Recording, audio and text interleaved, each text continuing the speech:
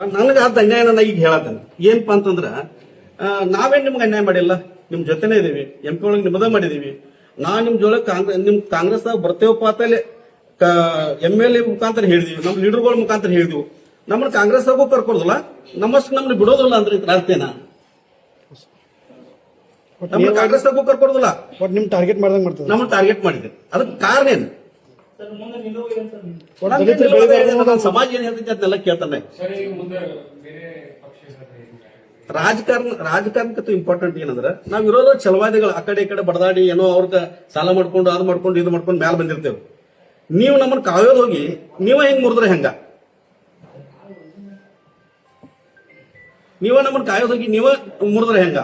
ಬೇಡ, ನಮ್ಮಿಂದ ಏನ್ ಅಡಚಣೆ ಆಗ್ತೈತೆ ಅಂದ್ರೆ ನಿಮ್ ಹಿಂಬಾಲ ಇಟ್ಕೋಬೇಕು. ಇಲ್ಪ ಅವೇನ್ ಬೇಡ, ಅವ್ನ ಕೈ ಯಾರಲ್ಲ ಅಂತ ನಮ್ಮನ್ನ ಬಿಟ್ರೆ ಬಿಡ್ಬೇಕು. ನಮ್ಮನ್ನ ನೀವು ರಾಜಕೀಯವಾಗಿ ನಮ್ಮನ್ನ ಮುಂದೆ ತರೋದು ಬೇಡ, ನೀವು ರಾಜಕೀಯವಾಗಿ ನಮ್ಗೆ ಏನ್ ಹೆಲ್ಪ್ ಮಾಡೋದು ಬೇಡ. ನಮ್ಮ ಎಷ್ಟಕ್ಕೆ ನಮ್ ಹೊಟ್ಟೆ ತುಂಬಿಸ್ಕೊಳಕ್ರೆ ನಮ್ಮನ್ನ ಬಿಡಲ್ಲ, ನಮ್ ಹೊಟ್ಟೆ ನಾವು ತುಂಬಿಸ್ಕೋತೀವಿ. ಸರ್ ಅದ ಕಾನೂನು ಪ್ರಕಾರ ಎಷ್ಟು ಕಿಲೋಮೀಟರ್ ಆದ್ಮೇಲೆ ಒಂದು MS ಆಗ್ಬೇಕು ಸರ್? ಅದು ಕಾಯ್ದೆ ಕಾನೂನು ಏನ್ ನನಗೆ ಗೊತ್ತಿಲ್ಲ. ಏನಂದ್ರೆ ಸಾರಾಪುರ ಪಂಚಾಯತಿ ಅವ್ರು ಅಲ್ಲಿ ಬೇಡ ಅಂತ ಲೆಟರ್ ಕೊಟ್ಟಾರ, ಆ ಕ್ಷೇತ್ರ MLA ಅವ್ರು ಲೆಟರ್ ಕೊಟ್ಟಾರ, ಮತ್ತ ಗ್ರಾಮಸ್ಥರು ಸಹಿತ ಲೆಟರ್ ಕೊಟ್ಟಾರ. ಅಂದಾಗ ನೀವ್ ಯಾಕೆ ಅಲ್ಲೇ ಮಾಡ್ಬೇಕಂತಲ್ಲಿ ಯಾಕಿರ್ಸಿ? ಅಲ್ಲೇ 3 ಅದಾವ, 4 ಅದಾವ ಅಂದ್ರೆ ಅರ್ಥ ಏನಂದ್ರ ನನ್ನ ಹೋಟೆಲ್ ಐತಿ, ನಾವು MSLI ಮಾಡಿ ಅವನ ಉದ್ಯೋಗನ ಕಡಿಮೆ ಮಾಡ್ಬೇಕು, ಆಟೋಮೆಟಿಕ್ ಆಗಿ ನಾ ತುಳಿಬೇಕು ಅನ್ನೋದು ಉದ್ದೇಶ ಏನ? ನಮ್ಮ ಬಾಬಾ ಸಾಹೇಬ್ ಅಂಬೇಡ್ಕರ್ ಅವ್ರು ಸ್ಟ್ಯಾಚ್ಯೂ ಹೆಲ್ಪ್ ಮಾಡಿರೋ ಅನ್ನೋ ಒಂದು ಉದ್ದೇಶಕ್ಕಾಗಿ ಎಲ್ಲಾ ನಮ್ ಗೆಳೆಯರೆಲ್ಲ ಮಾತಾಡ್ಕೊಂಡ ನಾವು ಅವರಿಗೆ ಹೆಲ್ಪ್ ಮಾಡಿದ್ವಿ.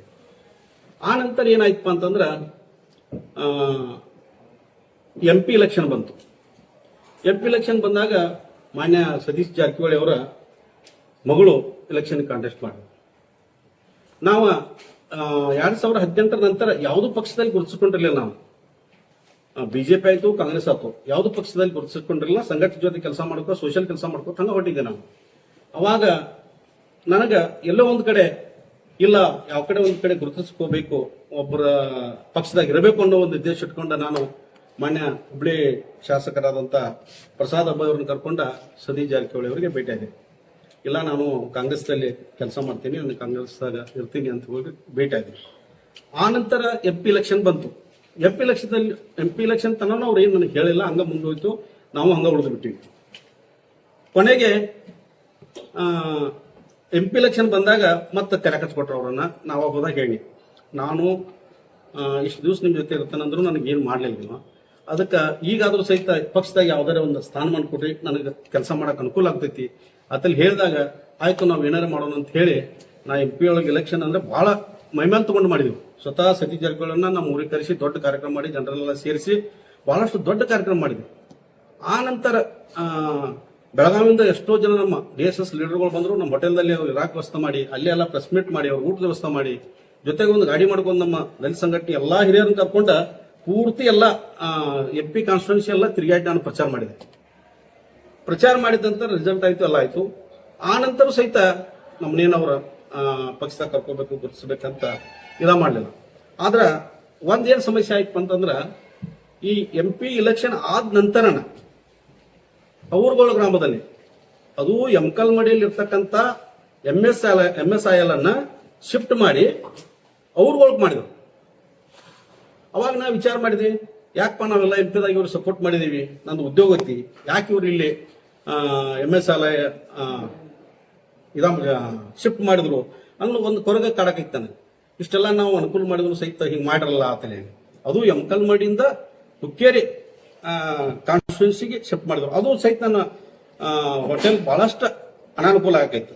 ಅವಾಗ ನಾನೇನ್ ತಿಳ್ಕೊಂಡೆ, ಇಲ್ಲ ನಾವು ಅವ್ರಿಗೆ ಏನಾದ್ರು ವಿರೋಧ ಮಾಡ್ರ ನಮಗ ಅವ್ರ ರಾಜಕಾರಣದಾಗ ವಿರೋಧ ಮಾಡ್ತಾರೆ, ನಮ್ಮ ಉದ್ಯೋಗಕ್ಕೆ ವಿರೋಧ ಮಾಡ್ತಾರ ಅಂತ ತಿಳ್ಕೊಂಡೆ. ಆದ್ರೆ ನಾನು MP ಒಳಗೂ ಅವ್ರದ್ದು ಮಾಡಿದ್ರು ಕೂಡ ಅವ್ರಗಳ ಗ್ರಾಮಕ್ಕೆ MSI ಬಂತು. ವಿಶೇಷವಾಗಿ ಹೇಳ್ಬೇಕಂದ್ರೆ ನಾವು ವಿರೋಧ ಛಲವಾದಿಗಳ ಜಿಲ್ಲೆಯಲ್ಲಿ ಒಂದ್ 2 ಜನ CL7 2 ಲೈಸೆನ್ಸ್ ಅವು. ಆ ಲೈಸೆನ್ಸ್ ಮಾಡ್ಬೇಕಾದ್ರೆ ನಾವು ಏನೆಲ್ಲ ಕಷ್ಟಪಟ್ಟಿರ್ತೀವಿ, ಏನೆಲ್ಲ ತ್ರಾಸ ಮಾಡ್ಕೊಂಡು, ಲೋನ್ ಮಾಡ್ಕೊಂಡು, ಅದು ಇದೆಲ್ಲ ಮಾಡ್ಕೊಂಡು ಆ ಹೋಟೆಲ್ ಮಾಡಿದ್ವಿ. ಅವಾಗ ಅವ್ರಗಳ ಗ್ರಾಮಕ್ಕೆ ಆ MSI ಮಾಡಿದ್ವಿ. ಹೋಗ್ಲಿ ಬಿಡಪ್ಪ, ಏನೋ ಮಾಡಿದಾರಂತ ಬಿಟ್ಬಿಟ್ಟೆ.